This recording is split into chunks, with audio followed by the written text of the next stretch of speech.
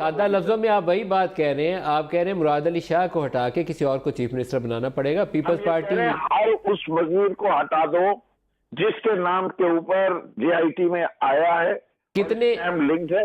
कितने peoples party के MPAs हैं फिरदौस साहब, कितने पीपल्स पार्टी के एमपीएज और वजीर हैं मुराद अली शाह के अलावा सिंध असम्बली के अंदर जिनका नाम जेआईटी के अंदर शामिल है?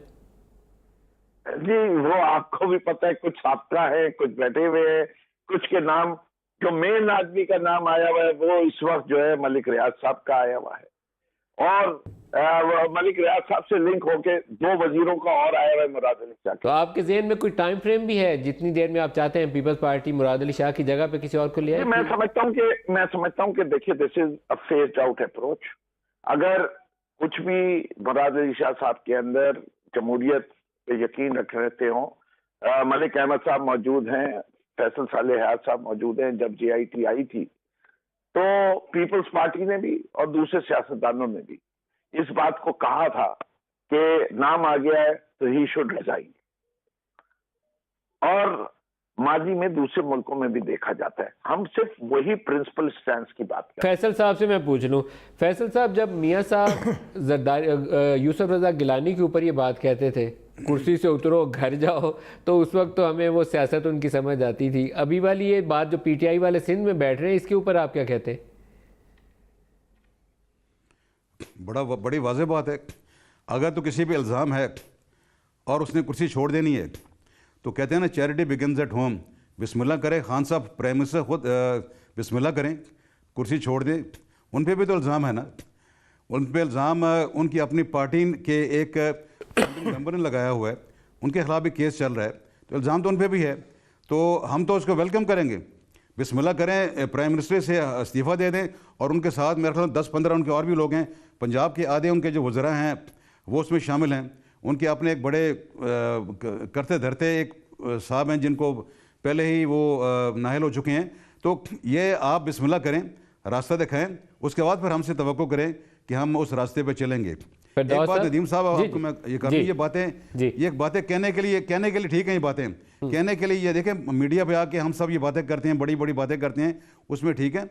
लेकिन एक बात मैं आपको फिर अर्ज़ करना चाहूँगा ऑन ए सीरियस नोट, ये परसेप्शंस और मफरूज़ों पे अगर आपने मुल्क को आगे चलाना है, मुल्क की सियासत को आगे चलाना है, तो हम फिर और अबतरी की तरफ जाएंगे। जिस तरह भी आपने नदीम साहब कहा ना कि मीडिया के लिए 2018 बड़ा मुश्किल साल था, और पीछे भी हमने देखे, हमने भी देखते रहे इन चीज़ों को।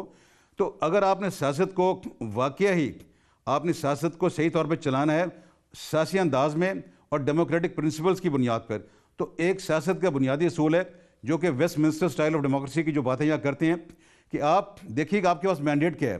आपके पास पूरे मुल्क को रूल करने का मैंडेट नहीं है, आपके पास एक महदूद मैंडेट है। अवाम ने आपको एक महदूद मैंडेट दिया है, उस पर उसके मुताबिक आप चलें। बाकियों को सिंध में किसी और को मैंडेट मिला हुआ है, बलूचिस्तान में और पार्टियों को मैंडेट मिला हुआ है, उनके साथ चलें, आप उनके साथ चलें। इसी को जमहूरियत कहते हैं। अगर आपने सिर्फ ये देखना है कि जी हमने अपने तौर पे पूरी तरह एक डिक्टेटरशिप कायम करनी है जमहूरियत के नाम पे, जमहूरियत के लिबादे को उसको उड़ा के, तो फिर यही होगा जो आप अभी देख रहे हैं। फैसल साहब क्या आप दस्ते तावन बढ़ा रहे हैं आगे? फैसल साहब क्या आप दस्ते तावन पीटीआई की तरफ बढ़ा रहे हैं? मैं एक आखिरी बात करूंगा, क्योंकि आपने 2019 की बात की नदीम साहब कि 2019 में भी अगर तहरीक इंसाफ की हुकूमत का यही शेवा रहा और यही उनकी तर्ज अमल रहा कि इसी तरीके से अप दी एंटी करें कि और कन्फ्यूजन पैदा करें, क्योंकि उनकी डिलीवरेंस है नहीं। जब डिलीवरेंस नहीं है तो उन्होंने फिर इसी किस्म के नैरेटिव पे इक्तफा करना है। उन्होंने अपनी जो रिटोरिक है उसको और ज़्यादा बढ़ाना है। और आप जानते हैं हमारा मीडिया में जो होता है गवर्नमेंट को साथ ज़्यादा चलता है, गवर्नमेंट की बात ज़्यादा वो आगे लेके चलता है, तो अपने लिए मुश्किलात पैदा करेंगे। ऑपोजिशन का तो काम है हुकूमत को ना चलने देना। ये नदीम साहब, ऑपोजिशन का काम है हुकूमत को ना चलने देना। ये अपने पाँव में कुल्हाड़ी मारेंगे। ये हमारे ऑपोजिशन का जो काम है और आसान करेंगे इस तरीके की कार्रवाइयों से। एहतजाज करना चाहता हूँ। पहली चीज तो ये है कि कौन से पीटीआई के इमरान खान के ऊपर किसी जेआईटी ने रिपोर्ट दी है कि कहां इमरान खान के ऊपर 400 अरब के प्लस चोरी आइडेंटिफाई की गई हो और उसको जेआईटी कहते हैं टिप ऑफ द आइसबर्ग।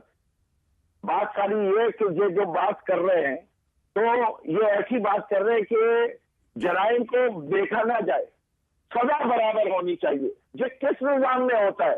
ये वेस्टमिनिस्टर की पार्लियामानी बात करते हैं। मैं पूछता हूँ ये कैसे सियासतदान है जो इतने अर्से करते आए कि they have treated both the side से नॉट लुकिंग एट इट के चार्ज क्या है? ये कोई बात होती है ये कहने की? ये सारे वो सियासतदान कहते हैं अनफॉर्चुनेटली, जिनमें करप्शन की हुई है, उनकी रातों की नींद उड़ी हुई है कि हमारी गाड़ी कब आएगी। हम अपनी हैट्रिक रखेंगे बिकॉज हमारा जो मैनिफेस्टो था उसके अंदर एक अहम चीज थी कि हम एहतसाब करेंगे, करप्शन का खात्मा करेंगे। जहां तक हमारे ऊपर करप्शन है, मैं ये बात कहने को तैयार हूं, बागी और कहता हूं, अगर पीटीआई कोई आदमी करप्शन में पकड़ा जाए, पीटीआई नहीं स्टैंड करेगी।